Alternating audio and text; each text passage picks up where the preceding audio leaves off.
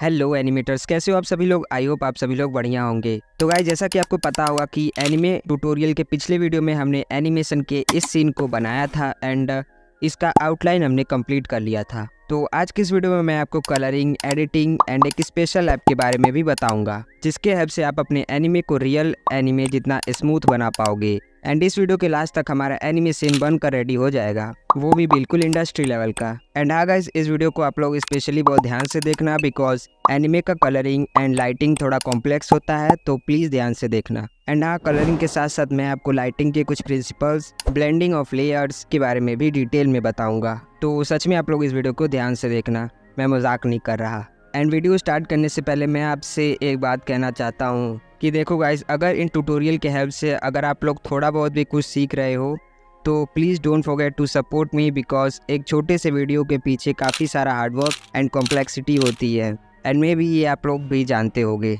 And हाँ, जो चीज़ें मैं आपको इस ट्यूटोरियल में बताऊंगा वो चीज़ें आपको कोई लाखों करोड़ों के कोर्सेज में भी नहीं बताएगा, एंड ये मैं चैलेंज के साथ कह सकता हूँ।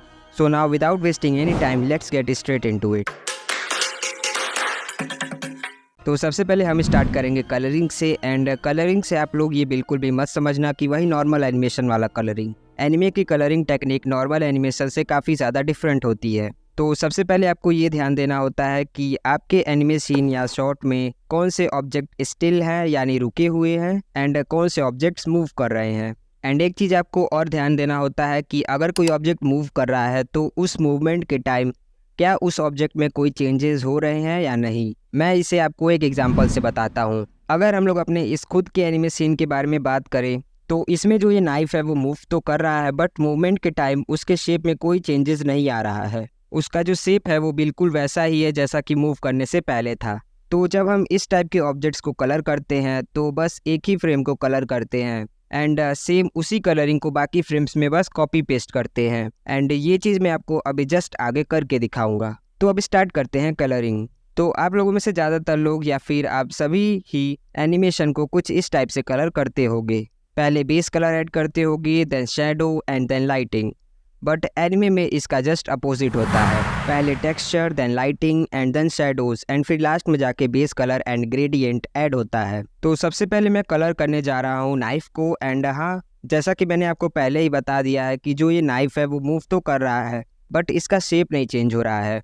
तो मैं बस एक ही फ्रेम को कलर करूँगा एंड देन उसी को बाकी फ्रेम्स में कॉपी पेस्ट करूँगा। हम सभी फ्रेम्स में नाइफ को अलग अलग कलर नहीं करेंगे। तो सबसे पहले मैं नाइफ को स्टार्टिंग वाले फ्रेम से कलर नहीं करूँगा। मैं सबसे पहले उस फ्रेम पर जाऊँगा जहाँ पर नाइफ पूरा फुल दिख रहा है, यानी यहाँ पर कुछ, क्योंकि स्टार्टिंग में नाइफ थोड़ा दिख रहा है एंड लास्ट में भी थोड़ा ही दिख रहा है। तो जब हम किसी भी स्टिल चीज़ को कलर करते हैं तो हम उस फ्रेम को सबसे पहले कलर करते हैं जिसमें हमें वो ऑब्जेक्ट पूरा दिखाई देता है। तो मैं कलर करने के लिए भी इस रेफरेंस को यूज करूंगा, बट आप लोग अपने अकॉर्डिंग भी कलर कर सकते हो। तो सबसे पहले मैं ये साइड एज को कलर करूंगा। एंड हम जब भी कलर करते हैं तो हम आउटलाइन वाले लेयर के नीचे एक न्यू लेयर बनाते हैं एंड देन उसमें कलर करते हैं। एंड नीचे लेयर बनाने के बाद आपको आउटलाइन वाले लेयर एंड जिस पे कलर करोगे यानी नीचे वाला लेयर, इन दोनों को छोड़ के बाकी सभी लेयर्स को यहाँ पर क्लिक करके उसे इनविजिबल कर लेना है। एंड ये कलर करने के बाद मैं यूज करूँगा ये मैजिक वैन टूल, क्योंकि इसके हेल्प से हम किसी भी ऑब्जेक्ट को सिलेक्ट कर सकते हैं। एंड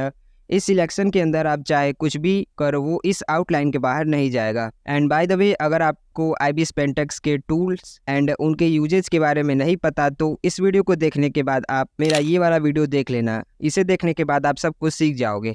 तो मैंने नाइफ को सिलेक्ट कर लिया है एंड अब मैं इस एज को बना लेता हूँ। तो इसे बनाने के लिए मैं ये कलर सिलेक्ट कर लेता हूँ एंड फिर इस ब्रश के हेल्प से साइड में एज ड्रॉ कर लेता हूँ।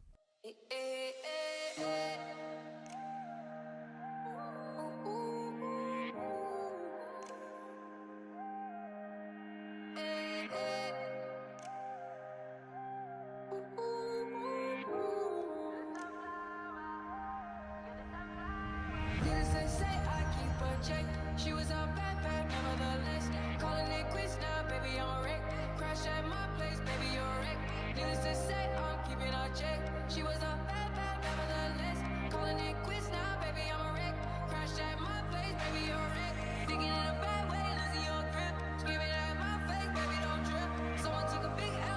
तो ये बन चुका है एंड इसी तरह मैं इन नीचे वाले एज या लाइन को बना लेता हूँ। Confused. She wanna ride me like a cruise, and I'm not trying to lose. Then you're left in the dust, unless I stop by ya. You're a sunflower. I think you'll never be too much, or you'll be left in the dust, unless I stop by ya. You're the sunflower. You're the sunflower.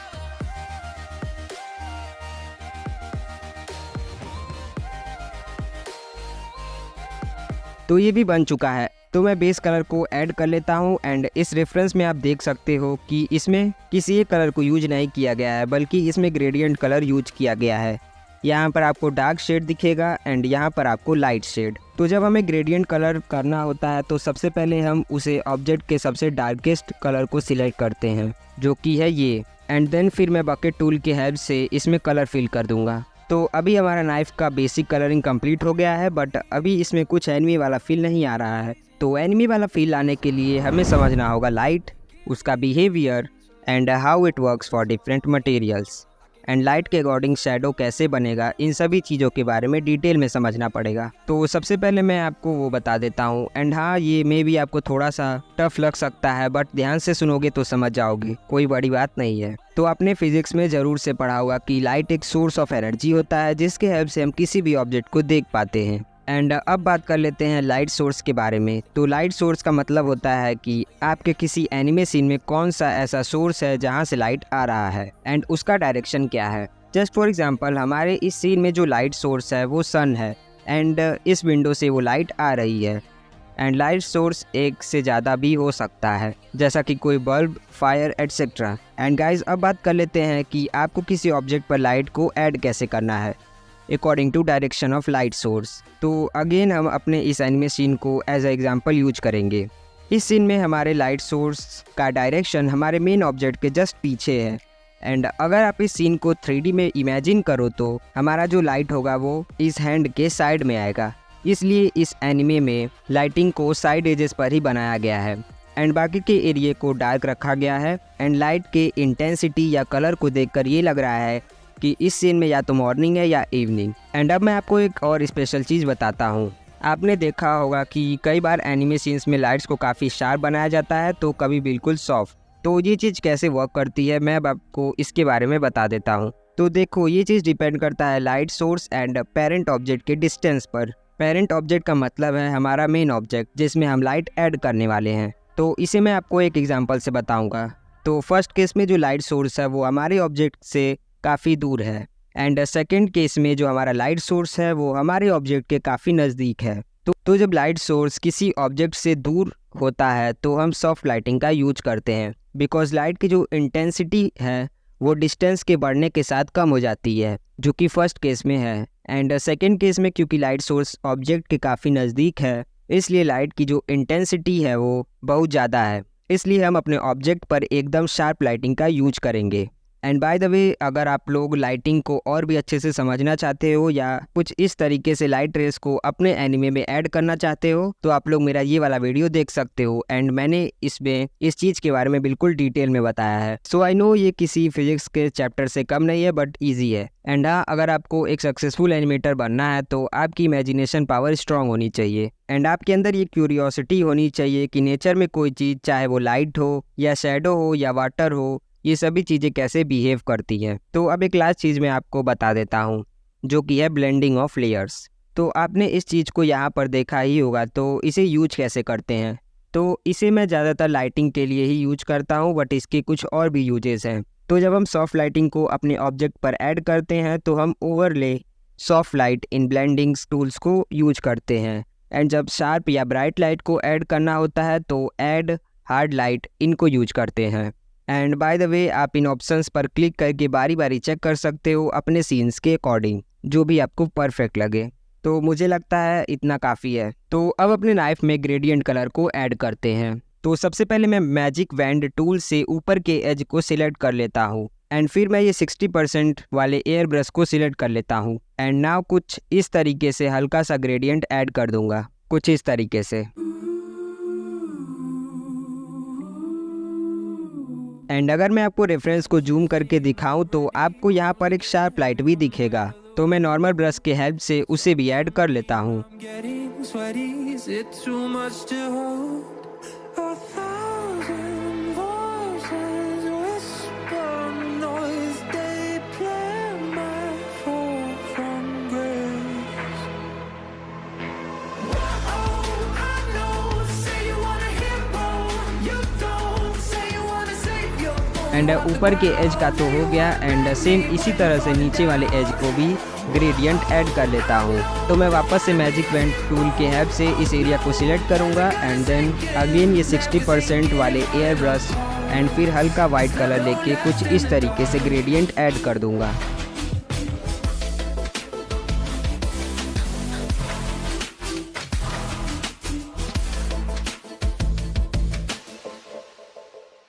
Can't you see you got old? You waited too long and you let time go.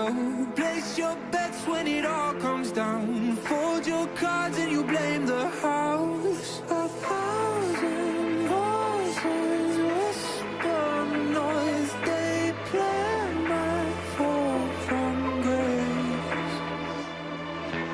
Oh, I know, say you want a hero, you don't, say you wanna save your boy, you off the ground, now you wanna blame me when you're falling down. Oh, I know, don't wanna be a hero, oh no, when's it gonna sink in, that we're sinking and falling apart. And now अब आप देख सकते हो कि हमारा knife बिल्कुल ready है। And ये जो ऊपर देख रहे हो ये टोमेटो का जूस है, तो इसे मैं लास्ट में एनिमेट करूँगा। तो मैं अब कलर करूँगा इस वाले हैंड को बिल्कुल उसी तरीके से जैसे नाइफ़ को किया। तो मैं हमारा जो नाइफ़ और ये हाथ है इसे हमने एक ही लेयर पर बनाया है, तो हाथ को कलर करने के लिए मैं इसके नीचे न्यू लेयर नहीं बनाऊंगा, क्योंकि हमने ऑलरेडी ये वाला लेयर बना के रखा है जिसमें हमने नाइफ को कलर किया है। तो सबसे पहले मैं वापस से मैजिक वैंड से इस हैंड वाले एरिया को सिलेक्ट करूंगा एंड देन पहले मैं इस लाइट वाले कलर को सिलेक्ट करूंगा एंड देन जितना लाइट इस पे पड़ रहा है उतना बना लूँगा। Oh no, when's it gonna sink in, that we're sinking and falling apart. It's not don't last in the तो ये कुछ ऐसा दिख रहा है एंड अब जो ये बेस कलर है उसे भी सिलेक्ट करके बकेट टूल से फिल कर दूंगा। एंड अब हमें नेल्स को बनाना है, तो मैं कलर को सिलेक्ट कर लेता हूँ एंड देन नेल्स को भी बना लेता हूँ। एंड ये जो नेल के ऊपर हल्का सा लाइट कलर है इसे भी ऐड कर लेता हूँ। तो फाइनली हमारा एक लेयर यानी ये हैंड एंड नाइफ कलर हो गया है। एंड यहाँ पर मेड इन जापान लिखा है, तो मैं अपने सीन में मेड इन इंडिया लिखूँगा। तो इस टेक्स्ट को ऐड करने के लिए आपको कलरिंग वाले लेयर पर क्लिक करना है एंड देन आपको यहाँ पर क्लिक करके टेक्स्ट पर क्लिक करना है एंड अपने अकॉर्डिंग कुछ भी लिख लेना है। तो मैंने यहाँ पर लिख लिया है एंड यहाँ से आप लोग फ़ॉन्ट्स को भी अपने अकॉर्डिंग सिलेक्ट कर सकते हो एंड यहाँ से आप साइज एंड बॉर्डर वगैरह भी सिलेक्ट कर सकते हो। तो मैं अपने अकॉर्डिंग कर लेता हूँ। तो इतना करने के बाद आपको टेक्स्ट को कुछ इस तरीके से बस सेट करना है एंड ओके कर लेना है एंड फिर यहाँ पर क्लिक करने के बाद लसो टूल पर क्लिक करना है एंड फिर अपने टेक्स्ट को सिलेक्ट कर लेना है कुछ इस तरीके से एंड देन आपको यहाँ पर क्लिक करके नाइफ पर कुछ इस तरीके से सिलेक्ट करना है जैसा इस एनिमे में हुआ है एंड फिर आपको स्टिक वाले ऑप्शन पर क्लिक करना है एंड फिर यहाँ पर आपको येस पर क्लिक कर देना है एंड फिर यहाँ पर क्लिक करके सिलेक्शन को हटा लेना है एंड फिर लेयर वाले ऑप्शन पर क्लिक करने के बाद आपको इसमें भी अल्फा लॉक पर क्लिक कर देना है एंड फिर ये 60% वाले एयर ब्रश को लेकर हल्का सा ग्रेडियंट ऐड कर लेना है ताकि ऐसा लगे कि ये टेक्स्ट अपने नाइफ पर ही लिखा हुआ है। एंड फाइनली ये फ्रेम फुल्ली कलर होके रेडी हो चुका है एंड अब हम कलर करेंगे इस बेस को। तो ये भी मूव नहीं हो रहा है, तो इसे भी बस एक ही बार कलर करना है एंड देन बस कॉपी पेस्ट करना है। तो जो मैंने आपको कलरिंग प्रोसेस बताया है सेम उसी तरीके से मैं इसे भी फटाफट कलर करूँगा।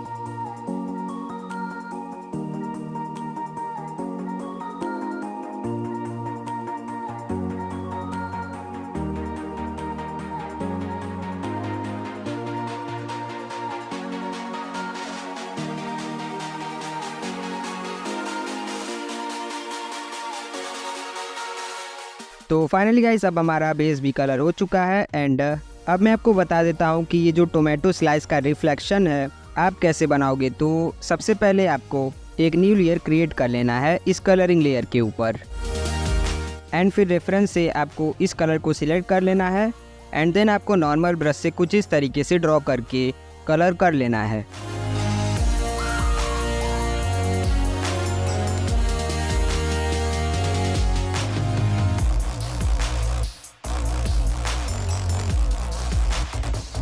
एंड फिर आपको स्मज टूल लेना है एंड फिर इसे हल्का हल्का कुछ इस तरीके से साइड में इफेक्ट ऐड कर लेना है।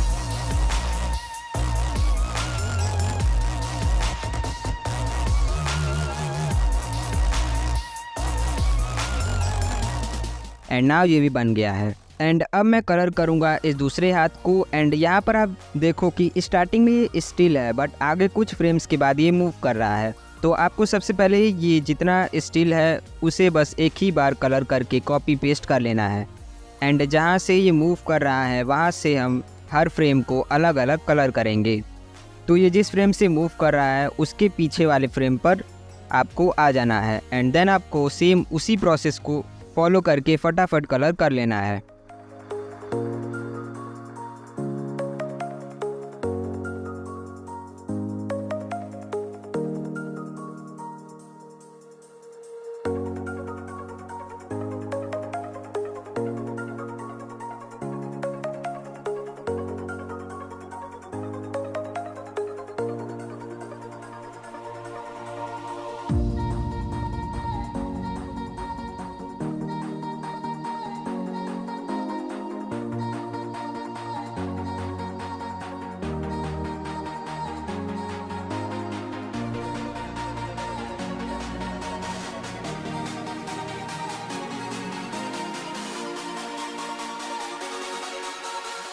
तो फाइनली गाइस ये भी कलर हो गया है एंड अब हमने जितने भी ऑब्जेक्ट्स स्टिल हैं उन सब को कलर कर लिया है, यानी ये हाथ एंड फिर ये हाथ है नाइफ एंड ये बेस।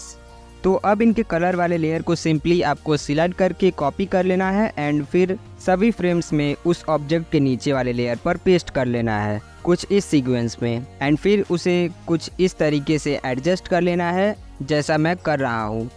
एंड आपको ये ध्यान रखना है कि आपका कलर आपके आउटलाइन के साथ मैच होना चाहिए कुछ इस तरीके से एंड ऐसा आपको सभी स्टिल ऑब्जेक्ट्स में कर लेना है। तो मैं सब फटाफट कर लेता हूँ।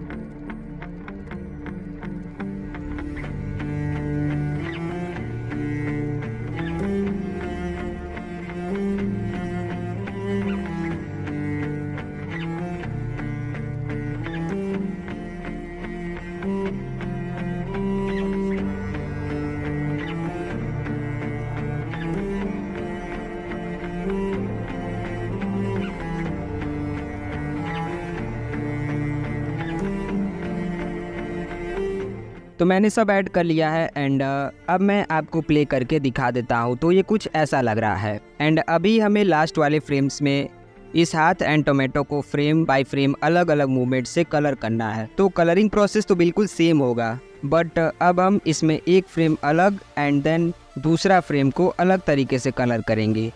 तो मैं आपको ये दूसरा हाथ वाला करके दिखा देता हूँ। तो सबसे पहले मैं उस वाले फ्रेम पर आ गया हूँ जहाँ पर से ये हाथ मूव कर रहा है। तो यहाँ पर आने के बाद अगेन इस आउटलाइन वाले लेयर के नीचे एक न्यू लेयर बना लेना है एंड फिर सबसे पहले हमें इसमें लाइट को ही ड्रॉ करेंगे कुछ इस तरीके से।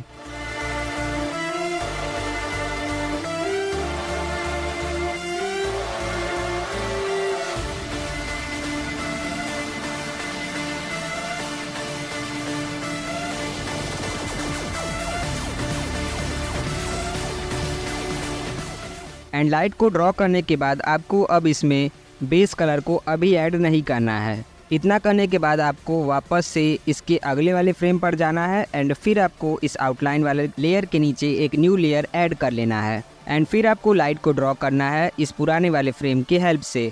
एंड ओनियन स्किन की वजह से हमने जहाँ तक पिछला लाइट ऐड किया था वो हमें यहाँ अभी दिख रहा है। तो आपको रेंडमली हल्का सा आगे या पीछे ड्रॉ करके वापस से इस बकेट टूल से फिल कर लेना है एंड सेम अगेन फिर आपको नेक्स्ट वाले फ्रेम पर जाना है एंड फिर आपको आउटलाइन वाले लेयर के नीचे एक न्यू लेयर क्रिएट करना है एंड फिर आपको रेंडमली थोड़ा सा आगे या पीछे करके ऐड करना है। तो मैं जल्दी से कर लेता हूँ।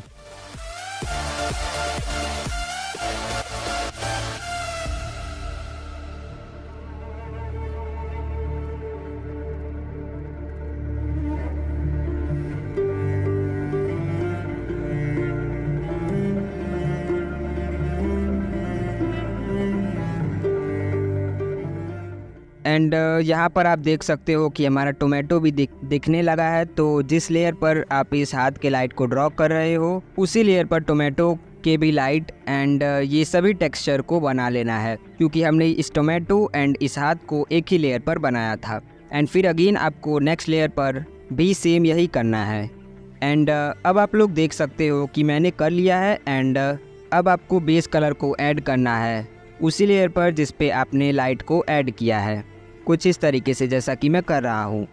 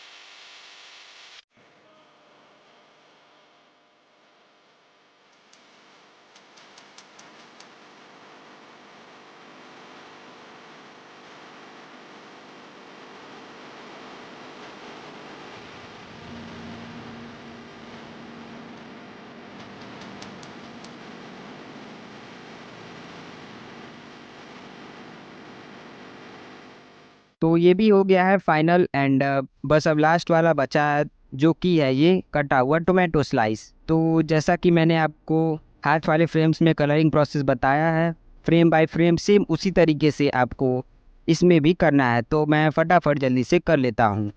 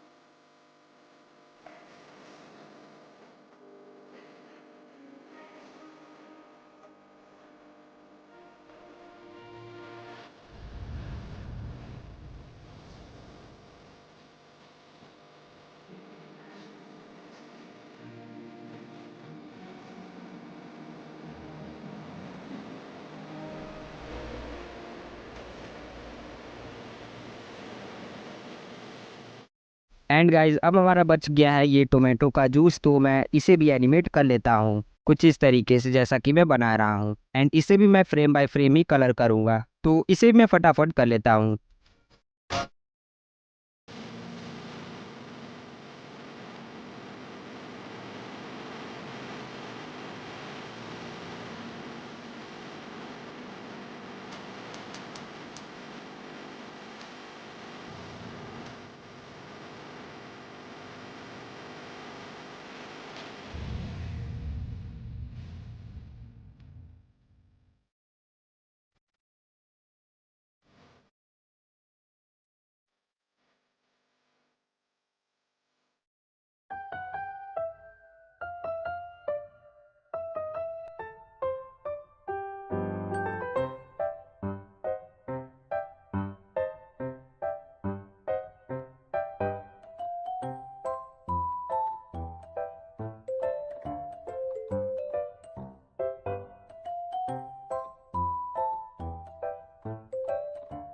तो फाइनली गाइस हमारा टोटल एनिमे बन चुका है। एंड मैं आपको प्ले करके भी दिखा देता हूँ।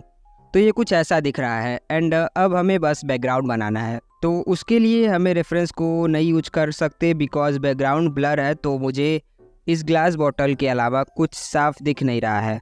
तो मैं बैकग्राउंड को अपने अकॉर्डिंग बना रहा हूँ। एंड बाय द वे, अगर आपको एनिमे बैकग्राउंड के ऊपर वीडियो चाहिए तो आप कमेंट कर सकते हो। तो मैं बैकग्राउंड बनाने के लिए सबसे नीचे एक न्यू लेयर बनाऊंगा एंड देन IBIS पेंटेक्स के एसेट स्टोर के हेल्प से बैकग्राउंड बनाऊंगा। तो मैं जल्दी से बना लेता हूँ।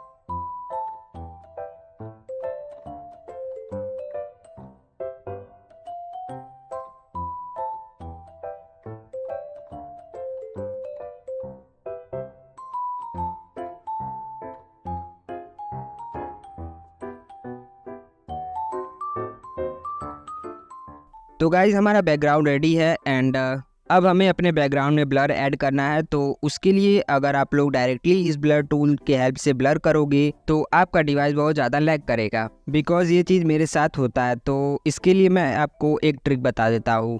तो ब्लर यूज करने से पहले बस आपको यहाँ से एक स्केल ऐड कर लेना है एंड फिर आपको ब्लर को यूज करना है। एंड हाँ, जैसा कि आप रेफरेंस में देख सकते हो कि जो ये ग्लास बॉटल है ये कम ब्लर है इस बैकग्राउंड के मुकाबले, बिकॉज ये बॉटल हमारे इन ऑब्जेक्ट्स के सबसे नज़दीक है। एंड ये चीज़ रियल लाइफ में भी कैमरे के फोकस के साथ होता है एंड ये आपने भी नोटिस किया होगा। तो इसलिए मैंने इस बॉटल को सेपरेट न्यू लेयर पर बनाया था बैकग्राउंड लेयर के ऊपर।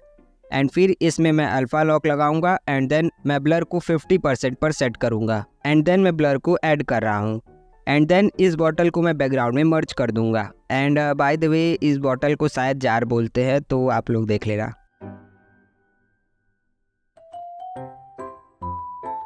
तो हमारा बैकग्राउंड भी फुल्ली रेडी है। तो बस आपको अपने बैकग्राउंड को कॉपी करना है एंड सभी फ्रेम्स में सबसे नीचे वाले लेयर पर पेस्ट कर देना है।